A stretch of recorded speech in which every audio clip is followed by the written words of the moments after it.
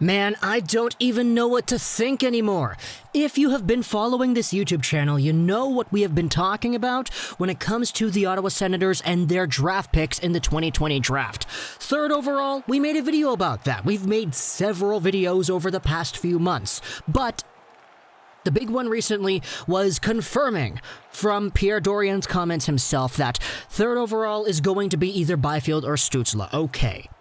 But for fifth overall, we have had a huge plethora of rumors over the past few weeks as to who the Sens could be targeting, who people are hearing they're leading to more than others, and we've made videos about Lucas Raymond at fifth. That was a very big topic that I think we kind of felt a little bit more secure about because a lot of the evidence and the speculation we had was pointing towards Raymond. And then we had the Sanderson talks too, which kind of threw another wrench in there. And then we had Yaroslav Askarov, which is a goaltender we talked about 2 days ago. So now we have another big selection of rumors to go over when it comes to that fifth overall pick. That's our main topic here in this video today. What do the Senators do at number 5? But before getting over and starting this topic, let's open up with a tweet from Bruce Garrioch on The Sun. He made this tweet a few days ago on September 26. The Ottawa Senators want to make room for young forwards, and the expectation is that we'll see some moves around the time of the draft, October 6th to October 7th. Lots of talk. So with this in mind, the idea that the Sens want young forwards in the lineup, let's proceed with this video. So first off, the big one was Askarov. That's what we talked about a few days ago, where Friedman on the 31 Thoughts podcast believed that if the Senators don't take Askarov at 5, it will be the Devils who do so at 7 instead. He said that somebody is going to take the goalie. And in fact, this idea was reinforced even further because the most recent episode of the Real Kipper at Noon podcast, yeah, that's right, Nick Kypreos has a podcast, he said that he hears that Eugene Melnyk wants Askarov at 5. To which the co-host, in fact, it's a guy you probably recognize too, it's Doug McLean, he kind of jokes out and he says, "What? Why does Eugene Melnyk have a say? Is he the guy who has been scouting?" So, our first information is Elliotte Friedman saying that he thinks Ottawa is going to take Askarov. If not, it's going to be New Jersey. Then we had Nick Kypreos legitimately saying that he's hearing that Eugene really wants the goalie. And just for another review, there's a lot of reason to understand why. I mean, we made a 10-minute video a few days ago talking about the benefits of this guy. In fact, he's been so good that as an 18-year-old in the KHL, he was recently named the KHL Goalie of the Week. He's played 3 games, he has a .7 goals against average, and he has a .974 save percentage. You don't see 18-year-olds do that, ever. But it's not even just Kypreos and Friedman who have noted this idea. In fact, on that same 31 Thoughts podcast, it's actually Jeff Marek who voices an opinion here that we'll read out on this tweet. When it comes to that fifth overall pick, Jeff Marek said that he is told there are 3 different beliefs in that organization. Jake Sanderson, Jack Quinn, and Askarov, the wild card. Those are the scenarios that he has heard that have been floated around inside the organization. Make of that what you will. And you will notice that these 3 names are not Lucas Raymond, the guy that we made a video about a few weeks ago because Corey Pronman on The Athletic said that he was hearing mostly Raymond's name linked to Ottawa at 5. But we'll revisit Raymond a little bit later. First off, when it comes to Jake Sanderson, the D-man, the left side D-man, is indeed a guy who has been mentioned in this conversation before. You can make a very real case that the best D-man in the draft is Jake Sanderson. Drysdale has that offensive ceiling, but everything else pretty much is edged out in Sanderson's favor. Work ethic, skating, consistency, defensive zone play and transition game. These are all qualities that Jake Sanderson excels at tremendously. And the bottom line is, if the Senators really feel like they want a D-man, I would not be surprised if Sanderson is the guy. It's just going to be kind of weird, because they already have Shabbat, they already have Bronstrom, and we noted that in our video talking about Sanderson a few weeks ago too. But If you set yourselves up with Sanderson, Shabbat, and Bronstrom as your 1, 2, 3 down the left side on defense, man, that is absolutely incredible. That's the old Tampa Bay Lightning route over there, where you go with Sergachev, McDonough, and Victor Hedman all on the left. Just absolutely load up.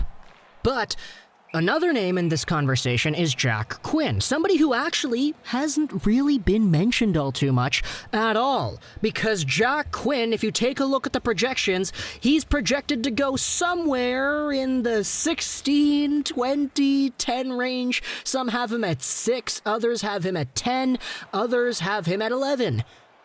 Jack Quinn is a very interesting one. And we noted this earlier, but Quinn does indeed play for the Ottawa 67, so he's literally in the Sens' backyard. But what Jack Quinn provides is stability on the right side. On the 31 Thoughts podcast, Marek mentions how the right side for the Senators is kind of weak on the forward core. It's Drake Batherson and who else? So Jack Quinn, as a really good two-way player who can score some goals on the right side, is a guy who the Senators are supposedly looking at. When you're taking a look at Jack Quinn, you see the point totals and the goal totals, and you say, wow, that's incredible. Marco Rossi really helped this guy out, didn't he? Well, unfortunately, you're wrong about that because they didn't actually play together. The number one playmaker, point producer in the entire OHL was on the top line, and Quinn was on the second line. So, yeah, he got 52 goals in 62 games, mostly from his own efforts, because he's very good at scoring goals. But the thing is, a lot of translatable factors from Quinn's game from junior to the NHL, they're questionable. And when it comes to the best goal scorer in the draft title, most people would say it's quite the race between Quinn and Alexander Holtz. The thing is, though, Holtz didn't score all too many goals because he's playing in the SHL in limited minutes. But it's my own personal belief that if Alexander Holtz was playing in the OHL instead of Quinn, he would have racked up more than 52 goals in 62 games. That's just my own personal opinion, but you're free to disagree, of course. But for Quinn, as a guy who a lot of people are taking a look at the goal scoring and the two-way ability, it's understandable to see why some people are so much higher on him than others, where scouting outlets like Craig Button's list have him at 6th overall, and other people like Future Considerations have him at 20. But if he indeed is being looked over by the Sens, then we'll see what happens come draft day. However, I will say this, when it comes to the Sens and Jack Quinn, there was an interview done with Trent Mann, the Ottawa Senators' chief amateur scout, a few days ago. Let's take a look at this tweet over here from Haley Salvian talking about that interview. Because she says that she asked Mann about Jack Quinn's ability to potentially fill a hole on the right side, and Mann steered the conversation back to Lucas Raymond. Read into that however you like. Raymond is the guy that we all thought the Sens would take at 5 a few weeks ago. But now, there's a little bit more fuel to the fire here. Raymond himself actually did an interview with TSN 1200, and he said that he spoke with Ottawa a few times, and he added that he only spoke to 1 or 2 other teams as much as he spoke with the Senators. And he stated that he had a good feeling when he talked with the Senators, and that he'd be excited if he was drafted by them. So whether it's Askarov, it's Quinn, it's Sanderson, or it's Raymond, we don't even know what's going to happen until draft day, to be honest. But one thing's for sure, though, or at least it's 99% sure, the Senators are probably not going to trade that pick. We started this video off with Bruce Garrioch's tweet talking about whether or not some young forwards could be added into the lineup with some moves. But Pierre LeBrun said earlier on TSN that the trading down scenario from 5, it's not very likely from what he is being told. He's hearing that Ottawa is putting the fishhook out there to see if anyone puts an offer they can't refuse. There's a 99% chance it does not get traded.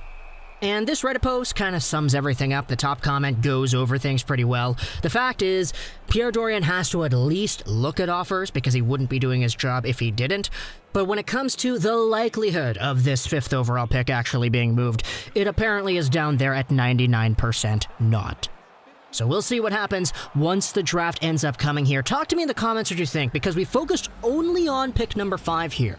Who would you want to take, Sanderson, Quinn, Askarov, or Raymond? Because these are all 4 very good players. Actually, I'd probably rank them. If you're asking my own personal rankings, I would say Raymond, Askarov, Sanderson, Quinn. That's how I would rank it personally, but Who knows? Everybody has different opinions, so if you have a different one, then feel free to share in the comments below. But I hope you enjoyed this video, so that is and bye.